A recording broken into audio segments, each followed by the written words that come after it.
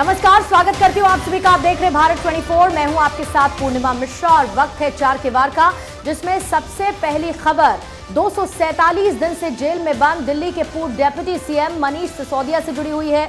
दिल्ली शराब घोटाले मामले में जेल में सजा काट रहे मनीष सिसोदिया को एक बार फिर से कोर्ट की तरफ से करारा झटका लगा है और सुप्रीम कोर्ट ने उनकी जमानत याचिका खारिज कर दी है। मनीष सिसोदिया की जमानत याचिका पर सुनवाई करते हुए सुप्रीम कोर्ट ने कहा, अभी ट्रायल शुरू होने दीजिए और इसके 3 महीने बाद नई अर्जी दाखिल की जा सकती है। कोर्ट ने कहा कि इस मामले में 338 करोड़ रुपए के मनी ट्रांसफर के संबंध में एक बार पहले भी कहा जा चुका है और क्या कुछ कोर्ट से खबर आई उसकी डिटेल्स आपको दूंगी। अगली खबर आपको बताएंगी शिखा ठाकुर। अगली खबर मराठा आरक्षण से जुड़ी हुई है। महाराष्ट्र में मराठा आरक्षण आंदोलन हिंसक होता जा रहा है। आक्रामक आंदोलनकारियों ने एनसीपी के विधायक प्रकाश सोलंकी का घर और दफ्तर जलाकर खाक कर दिया। प्रदर्शनकारियों ने यहां दर्जनों बाइक और कार में भी आग लगा दी। प्रकाश सोलंकी अजित पवार गुट के विधायक हैं। डिटेल से आगे बात करेंगे, लेकिन उससे पहले बात करते हैं महिमा का रुख करते हैं। देखिए, तीसरी बड़ी खबर में हम बात करेंगे विदेश मंत्री डॉक्टर एस जयशंकर की। कतर में सजाए मौत का सामना कर रहे भारतीयों के परिवार वालों से विदेश मंत्री ने मुलाकात की। कहा कि सरकार रिहाई के लिए कोशिश कर रही है। आपको बता दें कि कतर की जेल में भारतीय नौसेना के 8 पूर्व अधिकारी बंद हैं। उन्हें कतर की एक अदालत ने जासूसी के आरोप में मौत की सजा सुना दी है। इस पूरी खबर को लेकर आपको देंगे विस्तार से जानकारी। चौथी बड़ी खबर के लिए रुक करते हैं प्रिया सिन्हा का। चौथी खबर आंध्र प्रदेश रेल हादसे से जुड़ी हुई। आंध्र प्रदेश में 2 ट्रेन की टक्कर हुई है। अब तक 14 लोगों ने जान गंवा दी, 50 से ज्यादा लोग जख्मी हुए। बताया जा रहा है कि ड्राइवर ने सिग्नल तोड़कर दूसरी ट्रेन को टक्कर मार दी। हर एक अपडेट आप तक पहुंच जाएंगे, लेकिन उससे पहले आज की बड़ी खबर आप तक पहुंचाएंगे पूर्णिमा मिश्रा। और बड़ी खबर मनीष सिसोदिया को लेकर ही है, जिन्हें मिला है करारा झटका और सुप्रीम कोर्ट ने 247 दिन से जेल में बंद दिल्ली के पूर्व डिप्टी सीएम मनीष सिसोदिया को जमानत देने से कर दिया है इनकार। सिसोदिया पर दिल्ली शराब नीति में भ्रष्टाचार और मनी लॉन्ड्रिंग के गंभीर आरोप हैं। 26 फरवरी को उनकी गिरफ्तारी हुई थी। जस्टिस संजीव खन्ना और जस्टिस एसबीएन भट्टी की बेंच ने आज फैसला सुनाते हुए कहा कि घोटाले से जुड़े हुए कई सवालों के जवाब अभी मिले नहीं हैं, जिसमें 338 करोड़ का लेन देन हुआ है, जिसमें सिसोदिया की भूमिका संदिग्ध लगती है और इसीलिए इस जमानत याचिका को खारिज किया जाता है। कोर्ट ने जांच एजेंसीज को भी इसी के साथ निर्देश दिए हैं कि ये ट्रायल 6 से 8 महीने में पूरा करें और अगर ट्रायल में देरी होती है तो सिसोदिया जमानत के लिए 3 महीने के अंदर दोबारा से अपील भी कर सकते हैं। इससे पहले 17 अक्टूबर को कोर्ट ने सभी पक्षों की दलीलें सुनने के बाद 30 अक्टूबर तक के लिए फैसला सुरक्षित रख लिया था। यह फैसला आज आया और इस फैसले के साथ ही सुप्रीम कोर्ट से ये कहते हुए कि सिसोदिया की भूमिका लेन देन में संदिग्ध है, सुप्रीम कोर्ट ने मनीष सिसोदिया की जमानत याचिका को खारिज कर दिया है। हालांकि इसके साथ साथ जांच एजेंसीज को भी ट्रायल में तेजी लाने के निर्देश दिए गए। जस्टिस संजीव खन्ना की अध्यक्षता वाली 2 जजों की बेंच ने सीबीआई और ईडी केस में मनीष सिसोदिया की जमानत याचिका खारिज कर दी है। कोर्ट ने माना कि मनी ट्रेल में 338 करोड़ की जो लेन देन हुई है वो प्रथम दृष्टया सही प्रतीत होती है। ऐसे में इसी आधार पर सुप्रीम कोर्ट ने मनीष सिसोदिया को जमानत नहीं दी है। कोर्ट ने अपने फैसले में यह भी कहा है कि जांच एजेंसी ने जो कहा था कि 6 से 8 महीने में ट्रायल पूरा हो जाएगा, तो ऐसे में ट्रायल जो है वो 6 से 8 महीने में कंक्लूड किया जाए, यानी कि पूरा किया जाए। ऐसे में अगले साल ही मनीष सिसोदिया को जो है वो जमानत मिल सकती है, लेकिन फिलहाल मनीष सिसोदिया को जो दिवाली है वो जेल में ही मनेगी। कैमरा पर्सन अरविंद के साथ सुमित कुमार, भारत 24, दिल्ली। न्यायालय के समक्ष उपस्थित साक्ष्यों के माध्यम से ये पैसा उजागर हो रहा है। अब मुझे लगता है केजरीवाल जी की सरकार को बताना पड़ेगा न्यायालय को कि पैसा कहां है, ये शराब घोटाले का पैसा कहां है। लगता डूब गया है पैसा। वैसे शराब में बहुतों का पैसा डूबता है, उन्होंने दिल्ली की आम जनता की कमाई का पैसा भी डुबोया है और मुझे लगता है कि वो ऐसे डूबे होंगे कितनी आसानी से इसमें उबरने का चांस नहीं है। जो कहा गया ना कि शराब के लिए कि हजारों घर हैं डूबे बोतलों के बंद पानी में, जो इसमें डूबे वो न उबरे जिंदगानी में। और अगली बड़ी खबर मराठा आरक्षण से जुड़ी हुई। मराठा आरक्षण की मांग तेज हो गई है। अलग अलग जिलों में लोग लगातार सड़कों पर उतर रहे हैं। बीड में उग्र प्रदर्शनकारियों का पथराव देखने को मिला। एनसीपी विधायक प्रकाश सोलंकी के घर पर इन लोगों ने पथराव किया। मराठा आरक्षण आंदोलन की मांग अब और ज्यादा जोर पकड़ती नजर आ रही है। मुंबई समेत अलग अलग जिलों में लोग सड़कों पर उतर गए हैं। वहीं मराठा आरक्षण की मांग को लेकर के मराठा समाज के नेताओं ने चेतावनी दी कि अगर महाराष्ट्र सरकार ने उनकी बात नहीं मानी तो कल महाराष्ट्र को बंद रखा जाएगा। तो मराठा आरक्षण की मांग इस वक्त महाराष्ट्र में तेज है और अलग अलग जिलों में जोरदार प्रदर्शन किया जा रहा है। इसी बीच एनसीपी के एक विधायक, उनके घर पर आगजनी की गई और अगल बगल की गाड़ियां भी जलाई गई। सत्यप्रकाश मेरे सहयोगी इस वक्त मेरे साथ जुड़े हुए हैं। सत्यप्रकाश, क्या कुछ और अपडेट है इस पूरे मामले को लेकर, क्योंकि लगातार ये शिंदे इस पर मीटिंग्स कर रहे थे इस पूरे मुद्दे को लेकर के, और वो भी इसी समुदाय से आते हैं, वो भी मराठा है और पहले भी ये रखा गया था, हालांकि कोर्ट की तरफ से मना किया गया। तो अब मीटिंग से क्या कुछ निकलने का अनुमान? बिल्कुल पूर्णिमा जी, देखिए मराठा आरक्षण की आग अब पूरे महाराष्ट्र में फैल चुकी है। हर मराठा की जुबान पे एक ही बात है, एक मराठा लाख मराठा। और लगातार लोग जो है मनोज जरंगे पाटिल के समर्थन में बड़ी बड़ी टुकड़ियां जो है अब उनके पंडाल के पास आ रही हैं। हालांकि अभी कुछ देर पहले ही यहाँ के जिले के कलेक्टर आए थे, उन्होंने समझाने की कोशिश की, लेकिन मनोज जरंगे पाटिल का एक ही कहना है कि आज जिस तरह की समिति की बैठक हुई है, समिति की बैठक के बाद मुख्यमंत्री एकनाथ शिंदे ने कहा है कि हमारी जांच जारी है। हमने जो कमेटी बनाई है उस कमेटी द्वारा लोगों को प्रमाण पत्र दिया जाएगा। लेकिन इस बात को लेकर सीधे तौर पर मनोज जरंगे पाटिल ने नकार दिया है और कहा है कि खाली कुणबी समाज के लिए हम आरक्षण की मांग नहीं कर रहे हैं, बल्कि सकल मराठा समाज को यह आरक्षण चाहिए। मतलब महाराष्ट्र के सभी मराठा समुदाय को आरक्षण चाहिए। जब तक सरकार इस पर सहमति नहीं बनाती है तब तक हमारा आरक्षण रुकेगा नहीं, हमारा आंदोलन रुकेगा नहीं। और वहीं दूसरी तरफ एक तरफ मनोज जरंगे पाटिल कह रहे हैं कि हम अहिंसा नहीं चाहते, तोड़फोड़ नहीं चाहते, लेकिन मराठा समुदाय के लोग आक्रामित होकर अभी कुछ देर पहले ही भारतीय जनता पार्टी के विधायक के दफ्तर घर पे तोड़फोड़ की है।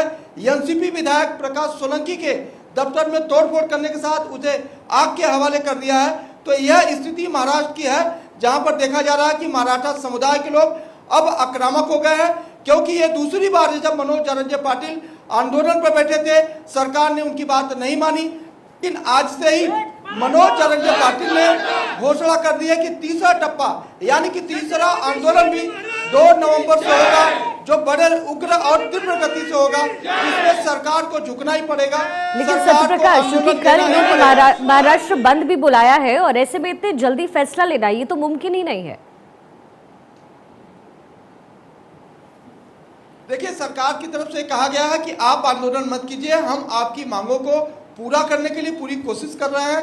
मुख्यमंत्री एकनाथ शिंदे ने कहा कि पिछली बार की तरह नहीं, इस बार हम पक्का जो है और सही तरीके से आरक्षण देने की बात कर रहे हैं, क्योंकि डीसीएम देवेंद्र फडणवीस ने आरक्षण की बात कही थी, उसमें कुछ त्रुटियां थी, उसको दरकिनार करते हुए अब हम सही तरीके से और अस्थायी आरक्षण देने की बात कर रहे हैं। उसके लिए हमें वक्त चाहिए। लेकिन मनोज जरंगे पाटिल ने आज कह दिया कि वक्त अब देने के लिए वह तैयार नहीं है। सरकार जिस तरह भी काम करती है वो करे, लेकिन उनकी लड़ाई जारी रहेगी। यही वजह है कि मराठा समुदाय के तमाम युवक आंदोलन आकर्षित हो गए हैं और पूरे महाराष्ट्र में यह आंदोलन बड़ी गति से चल रहा है। लगातार उनकी मांगे हैं कि जब तक सरकार की तरफ से बिल्कुल मांगे भी है और साथ ही साथ सत्यप्रकाश यहाँ पर चेतावनी देते हुए भी फिलहाल नजर आ रहे हैं कि अगर मांगे नहीं मानी तो फिर बंद का आह्वान करेंगे। बहुत बहुत शुक्रिया जानकारी देने के लिए। चलिए आगे बढ़ते हैं। विदेश मंत्री डॉक्टर एस जयशंकर ने एक्स पर पोस्ट किया। विदेश मंत्री एस जयशंकर ने मुलाकात की है कतर में हिरासत में लिए गए 8 भारतीयों के परिवार वालों से। परिवारों की चिंताएं और दर्द को साझा किया। जयशंकर ने ट्वीट पे लिखा है और साथ ही सरकार रिहाई के लिए सभी प्रयास इस वक्त कर रही है। सरकार परिवारों के साथ समन्वय बनाएगी और साथ ही कह रहे हैं कि कतर की कोर्ट ने 8 भारतीयों को फांसी की सजा जब सुनाई तो उसको लगातार रिहा करने की कोशिश हम करेंगे। विदेश मंत्री एस जयशंकर ने उन 8 पूर्व नेवी अफसरों के परिवार वालों से मुलाकात की है जिन्हें कतर में मौत की सजा सुनाई गई है। विदेश मंत्री ने खुद सोशल मीडिया पर यह जानकारी दी और कहा कि कतर में हिरासत में लिए गए 8 भारतीयों के परिवारों से आज सुबह मुलाकात की। विदेश मंत्री ने आगे लिखा है कि मुलाकात के दौरान इस बात पर जोर दिया गया कि सरकार मामले को सर्वोच्च महत्व दे रही है। हम उन परिवारों की चिंताओं और दर्द को समझते हैं। हमने परिवारों को आश्वासन दिया कि सरकार उनकी रिहाई सुनिश्चित करने के लिए अभी प्रयास लगातार जारी रखेगी। परिवारों के साथ इस मुद्दे पर कोऑर्डिनेट किया जाएगा। तो देखिए डॉक्टर एस जयशंकर का वो ट्वीट इस वक्त हम आपको दिखा रहे हैं, जो कि परिवार वालों से मुलाकात करने के बाद उनकी तरफ से किया गया है। तमाम बड़ी बातें कहते हुए फिलहाल वो नजर आए। प्रिया, और ये उन्होंने एक्स के माध्यम से पोस्ट किया। इससे पहले आपको मालूम है कि ये जो परिजन हैं जिनके अपने इस वक्त वहाँ पर फंसे हुए हैं, जिनको मौत की सज़ा सुनाई गई है, लगातार वो सरकार से मांग कर रहे हैं। बीच में ट्विटर के जरिए भी उन्होंने प्रधानमंत्री से अपील की थी कि पूरे मामले में पीएम खुद पहल करे। और अब विदेश मंत्री की तरफ से जानकारी दी गई कि उन्होंने उन परिवारजनों से मुलाकात की है। अब बात करते हैं आंध्र प्रदेश की, जहां पर ट्रेन हादसे से जुड़ा एक बड़ा अपडेट है। हादसे में मृतकों की संख्या में इजाफा हुआ है। 14 लोगों की मौत हो गई है। 40 से ज़्यादा लोग जख्मी बताए जा रहे हैं। मौके पर राहत और बचाव कार्य इस वक्त जारी है। आंध्र प्रदेश के विजयनगरम जिले में रविवार की शाम 2 ट्रेन जो कि आपस में टकरा गई। ये तस्वीरें आपकी टीवी स्क्रीन पर। 14 यात्रियों की जान चली गई। 50 से ज़्यादा लोग जो कि जख्मी हुए। ट्रेन की जो टक्कर हुई है वो विजयनगरम में अलमांडा कंकड़पल्ली के बीच हुई। ईस्ट कोस्ट रेलवे के CPRO विश्वजीत साहू ने बताया कि हादसा मानवीय भूल की वजह से हुआ। 2 तस्वीरें आपकी टीवी स्क्रीन पर हैं। विशाखापट्टनम रायगढ़ पैसेंजर ट्रेन के ड्राइवर वहां पर सिग्नल को ओवरशूट करते हुए आगे चले गए और इसके वजह से जो पहले से वहां पर ट्रेन जा रही थी, विशाखापट्टनम पलासा पैसेंजर ट्रेन, उससे जाकर के वो टकरा गई। टक्कर के बाद दोनों ट्रेन के 5 डिब्बे पटरी से अचानक उतरे। जो लोग वहां पर मौजूद थे उनमें चीख पुकार मच गई। 3 कोच आगे की ट्रेन के और 2 पीछे आ रही ट्रेन के थे। रेलवे CPRO के मुताबिक सिग्नल ओवरशूट तब होता है जब कोई भी ट्रेन रेड सिग्नल पर रुकने के बजाय आगे बढ़ जाती है। हादसे के बाद इस रूट पर 33 ट्रेन जो कि रद्द हुई। 11 ऐसी ट्रेन हैं जो कि आंशिक रूप से रद्द हुई है। 22 ट्रेन को डाइवर्ट कर दिया गया है, यानी कि उनके रूट में परिवर्तन है। लेकिन आप इन तस्वीरों से अंदाजा लगा सकते हैं कि वहां पर कितना भयानक मंजर रहा होगा। जो लोग उस ट्रेन में सवार थे, जो कि अपने गंतव्य पर जाने के लिए ट्रेन से सफर कर रहे थे, लेकिन अचानक ये हादसा होता है। हालांकि इससे पहले भी कई जगहों से हादसे की तस्वीर निकलकर सामने आ चुकी है, लेकिन इस पूरे मामले में मानवीय भूल बताई जा रही है। केंद्रीय मंत्री प्रहलाद पटेल ने दुख जाहिर किया। उन्होंने कहा कि रेल मंत्री से बात हुई, इस पूरे मामले पर तफ्तीश चल रही है। कल का समाचार बेहद दुखद है। भारत सरकार ने मृतकों को और घायलों को जो आर्थिक मदद का ऐलान किया है, ये हमारा सरकार की संवेदनशीलता का एक पहला कदम है। लेकिन दुर्घटना बेहद दुखद, मृतकों को श्रद्धांजलि भी, और जो घायल हैं वो शीघ्र स्वस्थ हों।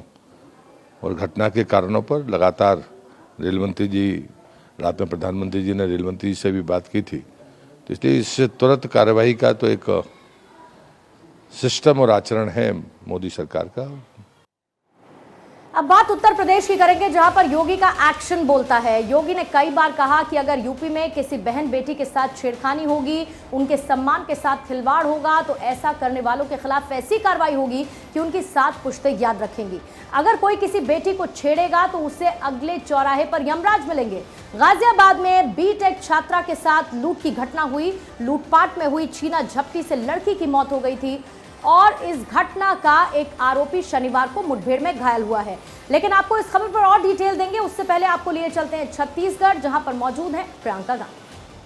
50,63,000 उपभोक्ताओं में से 42 लाख उपभोक्ताओं को जिनकी मासिक खपत 200 यूनिट बिजली से कम है, उनका बिजली बिल पूरा माफ होगा।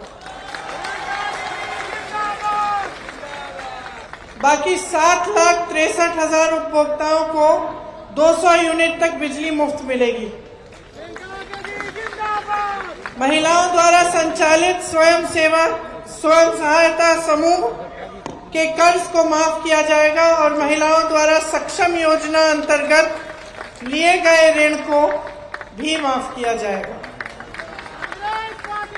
700 नए ग्रामीण औद्योगिक पार्क बनाए जाएंगे। आज तक 300 हैं, 700 नए बनाए जाएंगे ताकि इनकी कुल संख्या 1000 हो जाएगी। राज्य के सभी 6000 सरकारी हायर सेकेंडरी और हाई स्कूल को स्वामी आत्मानंद इंग्लिश और हिंदी मीडियम स्कूलों में अपग्रेड किया जाएगा।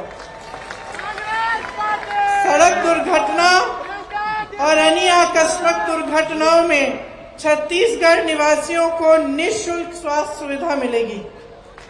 परिवहन व्यवसाय से जुड़े 6000 से अधिक वाहन मालिकों के 2018 तक से 726 करोड़ राशि के बकाया मोटरयान टैक्स ब्याज के कर्ज की माफी हो जाएगी। सरकार बनते ही किसानों से तीवरा को भी एमएसपी में खरीदा जाएगा। तो ये कुछ नई घोषणाएं हैं, आशा है आपने ध्यान से सुनी। देखिए, आपको पता होगा कि महात्मा गांधी जी आजादी की लड़ाई के समय बिलासपुर आए थे। ये लड़ाई सिर्फ महात्मा गांधी जी जैसे महापुरुष और छत्तीसगढ़ के बहुत महापुरुषों ने नहीं लड़ी, इनके साथ पूरी जनता ने ये लड़ाई लड़ी। और खास तौर से मेरी बहनें बैठी हैं, बहुत सारी बहनें भी इस लड़ाई में शामिल थी। और उन्होंने खास तौर से जब 1942 में जो क्विट इंडिया मूवमेंट था, जिस समय सब जितने भी पुरुष थे उनको जेल में डाल दिया गया था, उस समय देश की महिलाएं आगे आईं और ये परचम उठाया उन्होंने कि अंग्रेज जाएंगे इस देश को छोड़कर और हम आजादी पाएंगे।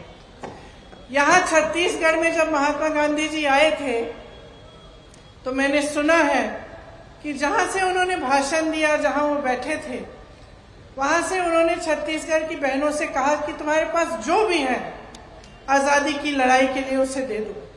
अगर थोड़ा बहुत पैसा है, किसी ने जेवर दिए, किसी ने कुछ दिया, जो भी था आजादी की लड़ाई के लिए उन्होंने महात्मा गांधी जी को दिया। महात्मा गांधी जी ने उन्हें प्रेरित किया कि तुम भी लड़ो, तुम भी आगे आओ और इस देश के लिए अपना जीवन देने के लिए तैयार हो जाओ।